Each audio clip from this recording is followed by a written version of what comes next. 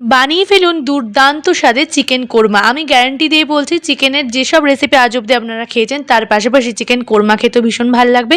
1 চামচ জিরে গুঁড়ো, 1 চামচ ধনে গুঁড়ো, 200 গ্রাম টক দই, 1 চামচ লাল লঙ্কার গুঁড়ো, নুন আর হলুদ স্বাদ মতো, আর দিয়ে নিয়েছি বেশ কিছুটা পরিমাণ কাসুরি মেথি। আমি নিয়েছিলাম 500 গ্রাম মতো হাড়যুক্ত চিকেনের পিস।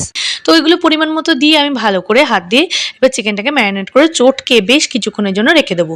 চিকেনটাকে কিন্তু ম্যারিনেট করার সময় বেশ সুন্দর করে চটকে চটকে ম্যারিনেট করতে হবে, তবেই মশলাটা এটার ভেতরে ঢুকবে। আমি ফ্রিজে রেখে দিয়েছিলাম ওই মোটামুটি ধরুন তাও 1 ঘন্টা মতো। তারপরে একটুখানি পেঁয়াজ কুচিয়ে নিয়েছি, যত বেশি কুচি করবেন তত ভালো। আদা রসুনটাকে একদম মিহি করে পেস্ট করে নিয়েছি। এখানে আমি যতটা আদা রসুন বাটা নিয়েছি তার হাফটা আমি ইউজ করেছিলাম পরে। আর এখানে নিয়ে নিয়েছি বেশ অনেকটা পরিমাণে পোস্ত, আর তার সঙ্গে নিয়েছি 10-12টা মতো আমন্ডের বদলে 10-12টা কাজু বাদাম অবশ্যই দিতে পারেন, তাহলে খেতে ভালো হবে। আর ব্যাস এটাকেও একটা সুন্দর করে পেস্ট করে নিয়েছি। এরপরে গ্যাস জ্বালিয়ে তার মধ্যে বসিয়ে নিয়েছি কড়াই গরম হলে তার মধ্যে দিয়ে নিচ্ছি বেশ কিছুটা সর্ষের তেল।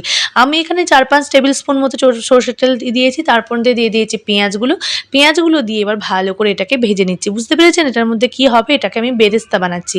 এর মধ্যে দিয়েছি একটুখানি চিনি, একটুখানি নুন, যাতে রঙটা বেশ সুন্দর আসে। তারপরে একটু পোড়া পোড়া মতো করে ভেজে নিলেই বেরেস্তা হয়ে যাবে। তারপরে আমি এটাকে তুলে কিছুক্ষণের জন্য ঠান্ডা করতে রেখে দেবো। অ্যাকচুয়ালি আমি কি করবো জানেন? বেরেস্তাটাকে একদম সুন্দর করে একটা পেস্ট বানিয়ে নেব। এটাই হচ্ছে চিকেন কোরমার আসল টিপস। এটার জন্যই টেস্টটা পুরো চেঞ্জ হয়ে যাবে। এরপরে ওই তেলের মধ্যে দিয়ে নিয়েছি তেজপাতা, শুকনো লঙ্কা, গোটা গরম মশলা, আর ওই যে ম্যারিনেট করা চিকেন। প্রথমে চিকেনগুলো আগে দিয়ে দেবো। প্রথমেই গ্রেভিটা দেবো না, তাহলে কি হবে বলুন তো? জলটা কেটে যাবে। প্রথমে আগে চিকেনগুলো দিয়ে ভালো করে তেলের ওপরে চিকেনগুলো দিয়ে ভেজে নেব। তাতে কি হবে যে ভেজে নেওয়ার জন্য চিকেনটা থেকে নিজস্ব একটা জল বেরিয়ে আসবে এবং চিকেনটার কাঁচা গন্ধটা চলে যাবে। খুব সুন্দর এই প্রসেসটা করলে খেতে বেশ ভালো লাগে।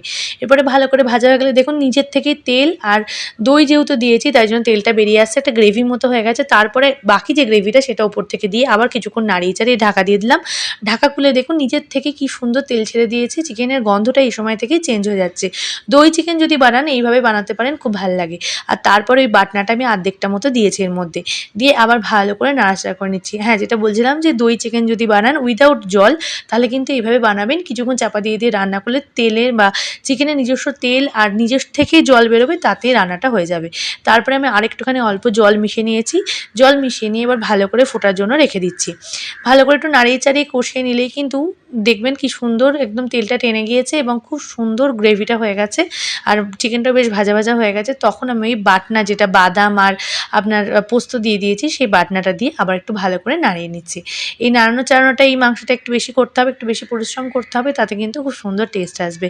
আর তারপরে যে বাটনা ধোয়া জল আছে সেটাকে আমি বারবার করে দেবো। যেহেতু বাদাম দিচ্ছি তাই জন্য কিন্তু ধরে যাওয়ার সম্ভাবনাটা বেশি।